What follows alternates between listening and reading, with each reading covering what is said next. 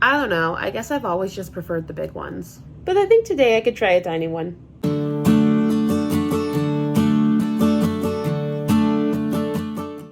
Hi there, welcome to the Teeny Tinkers channel. I make ball jointed doll and craft related content. I saw these DIY doll houses on Amazon back when I was planning my big diorama and have always wanted to try my hand at one. They come in so many cute styles and colors. However, for this video, I've selected one from the frame series. These appear more as shadow boxes and are meant to be hung up on the wall once done. Luna for scale.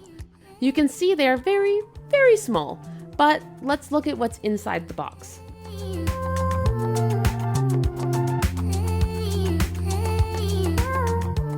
There's the frame, which is a primered white wood. A small bag containing decor items and furniture parts, which will need to be built. The diorama box itself, which is the same primered wood, but with some sawdust caked in the corner.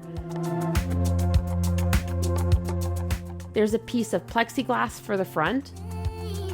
A detailed instruction book written in English with loads of pictures. Some paper templates.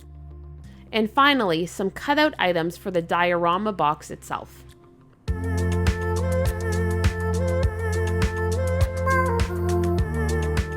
Okay, let's get all our items together and sorted so we can start assembly.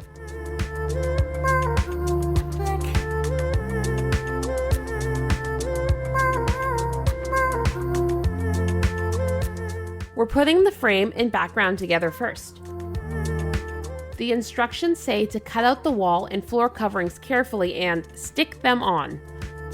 This is a good moment to mention that the kit doesn't come with any glue, tools, adhesives, or anything else, so you need to provide your own. After carefully cutting the pieces out with the sewing scissors I promised myself were only for sewing and never for crafting, I dig through my art supplies to find the reasonable adhesive options I already have. So, Aleene's and a glue stick.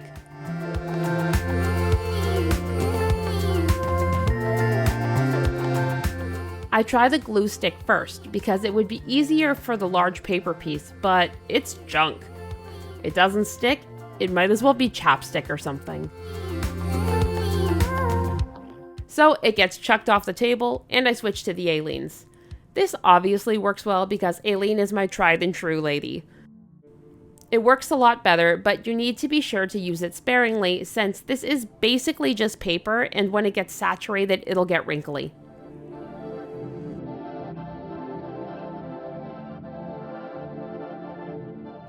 I also recommend pre-folding the paper background so it's easier to get into the corners and glue flat.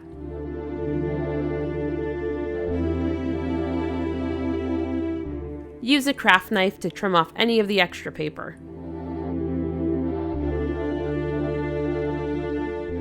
Alright, this looks pretty good. I think we're ready for the next step.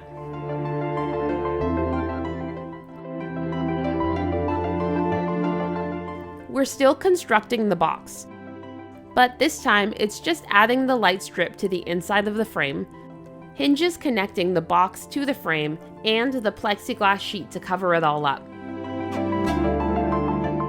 Just popping in here to say that if you like this video at any point during this video, it would be really cool if you went ahead and liked this video. And if you like my content on the regular, it would be also very cool if you subscribe to the channel if you're not already. That's all. I use my hot glue gun for this, set to a lower temperature. I'm not sure if hot glue would ruin the lights, but I'd rather be safe than sorry on that one. Overall, once I knew what I was doing, it was really pretty simple to get together.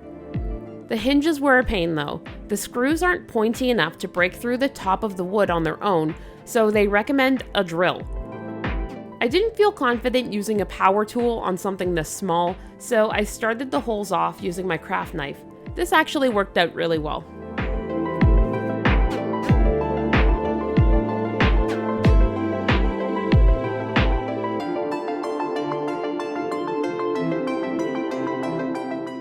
I I add on the hook the same way I've attached the hinges, and we're ready to decorate.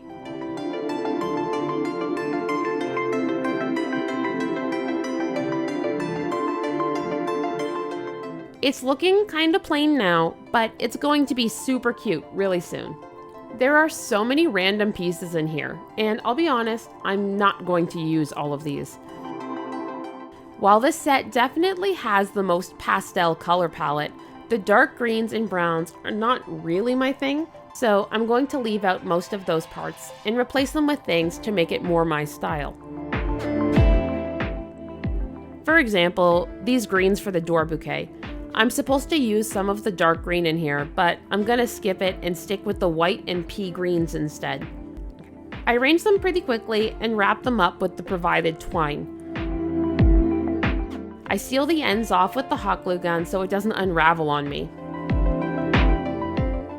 Next, I cut out the door template. I was really disappointed initially when I saw the paper door, but I used it anyways. I didn't notice the actual wooden door piece that goes on top, so I had to fix the door after. Don't look at this sad ripped piece. I drew a line back on with pen and glued the wooden door on top of this. This is what the instructions were for. Though it's not super noticeable, especially when I add the greens on, it's all done. Nothing to see there, folks.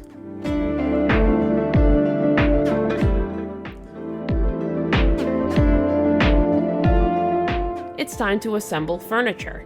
I wish assembling my own furniture was this easy, though I doubt my IKEA shelves would stay together with hot glue. This little ladder shelf is really cute though, and really simple to put together. Take notes, IKEA.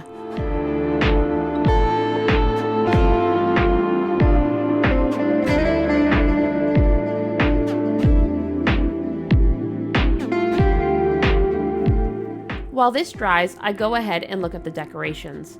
As mentioned, some of it's not my style at all, so I omit the parts I don't like and just decorate things using my own stickers and markers.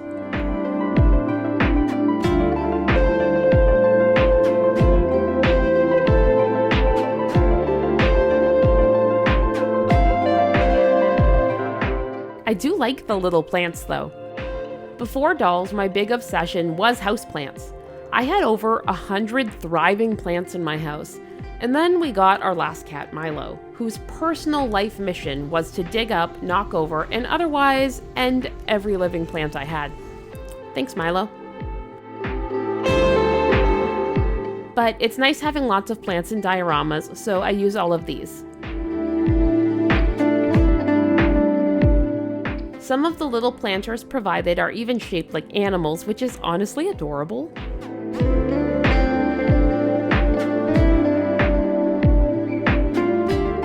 I went ahead and glued all of these to the shelf. I will probably not restyle this room box, at least not for the foreseeable future. And I'd rather have everything fixed into place. The thought of having to put itty bitty things back on the shelf all the time sounds actually like a nightmare.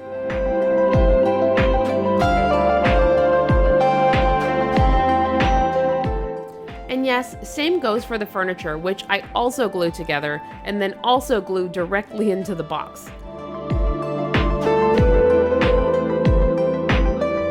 The table gets a 2 out of 10 from me. The provided parts were ridiculously small, so I improvised and used the little cup they gave me as the table base. We don't need to talk about it though. I change out the brown burlap tablecloth for a striped pink one, but I do use a scrap of the burlap as a little rug. I think this adds a bit more dimension to the floor. I make and add a tiny window with a sill for the top right corner, and it's pretty much done. This only took maybe an hour and a half to 2 hours. I thought for sure it would take longer, but in the end, it was pretty simple to get together. However, I ended up skipping the battery pack because it looked really ugly and I'll never use it. Instead, I plan on buying a cute LED piece to put over the skylight on the ceiling. I also found a home for this itty bitty coffee I got from Zora's Dolls. This looks better than the table base would have anyways. But you know what else looks good? Your doll being the next doll of the week. Okay, so doll wanted. There has been a lull of Teeny Tinkers dolls posts on Instagram. It happens, but I know they're out there and I would love to see them. This is a reminder, if you want to have your doll shared for doll of the week, you can post it using hashtag Teeny Tinkers dolls or hashtag Teeny Tinkers. If you don't post your dolls on Instagram, you can DM them to me or email them to me as well. But let's get back to the diorama. Alright, what's a dollhouse without a doll? Luna is obviously not going to fit in there, so I printed her up a buddy with some leftover resin.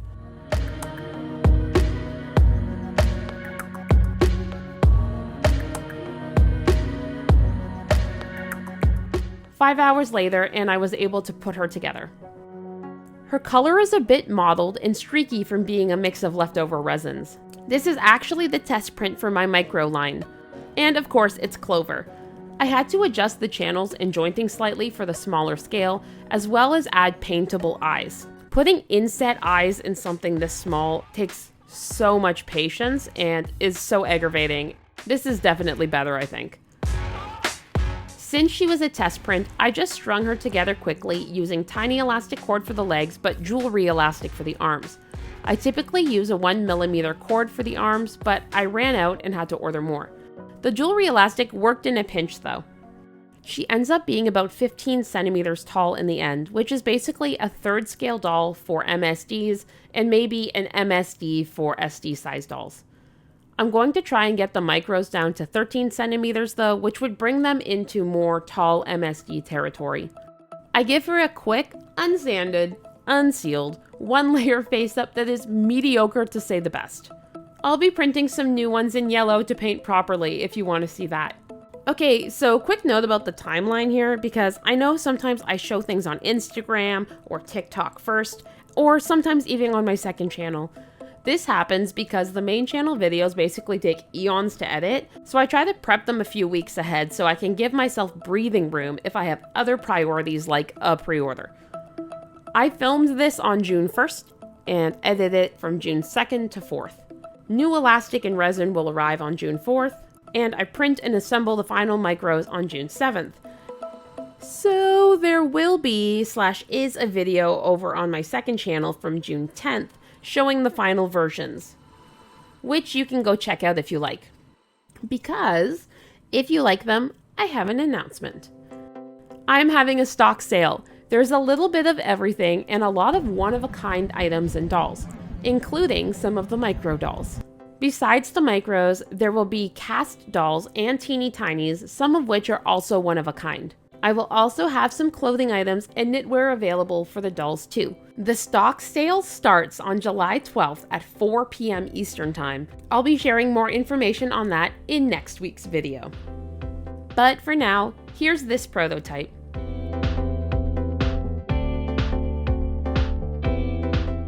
Luna thinks she's cute, and she fits into the doll rooms pretty well.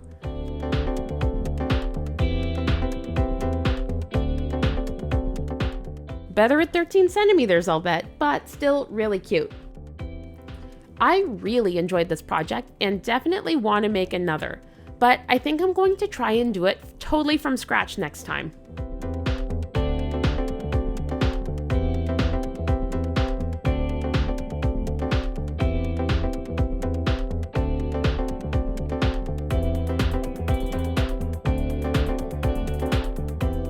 Alright, if you're already subscribed, thanks so much for subscribing. If you're new here, I hope you like the content and consider subscribing. As always, I hope you have a fantastic day. Bye!